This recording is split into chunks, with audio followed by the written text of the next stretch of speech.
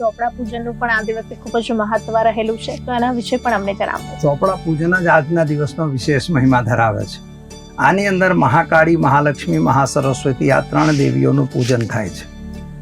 પ્રશ્ન એ થાય છે કે મહાસરસ્વતી એટલે કોણ? તો જે તમે ચોપડો લાવો છો એ મહાસરસ્વતી છે. મહાકાળી એટલે શું? એમાં દાવાત આપણે પહેલા ખડીઓ બનાવતા હતા. અત્યારે ખડીઓ નથી બનતો, અત્યારે પેનો તૈયાર જ મળે છે. એટલે આપણે એને પણ મહાકાળીનું સ્વરૂપ આપી શકીએ.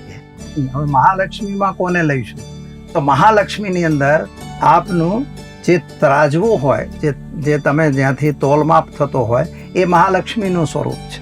અને કુબેરનું સ્વરૂપ એ તમારી તિજોરી, એ કુબેરનું સ્વરૂપ કહેવાય છે. એટલે તિજોરીનું પૂજન, તમારે કલમનું પૂજન, સાથે ચોપડાનું પૂજન અને એની સાથે સાથે ત્રાજવાનું પૂજન, આ તમામ પૂજન આજના દિવસે કરવા જોઈએ. આજ છે ચોપડા પૂજન.